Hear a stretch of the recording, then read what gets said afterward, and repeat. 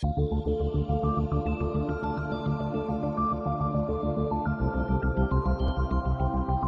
I was to describe my work, I would say that I was involved with modelling tool development. So one of the outcomes in the early days of eWater's partner user requirements process was to identify what the partners were actually looking for from the next generation of water management tools, in my particular case in urban systems. And my role is to work with our development team and our partners to deliver those tools that provide the capabilities to address the questions that are being asked by water managers around the country. In the urban product space, we've got two primary modelling tools.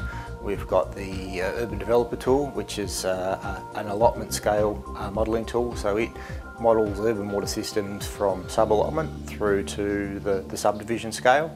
And then we've also got the Source Urban product, which is the regional scale modelling tool, which is about putting urban water use in the context of the catchments in which it sit and supply water to our cities or major towns. My role is as product leader, so it's about bringing together the work from our researchers, the work being put in by our developers, and also the work that's happening in our focus catchments in applying the tools, bringing that all together into the products to make sure that they meet functionality requirements, usability requirements, and performance requirements. So yeah, it's really about bringing the products together. Really, the current set of tools that are out there don't let modelers, water managers address those types of questions easily. So the tools that we're about are providing platforms to answer questions about whole of water cycle analyses and support decision making that is not just about water quantity, it's about water quality,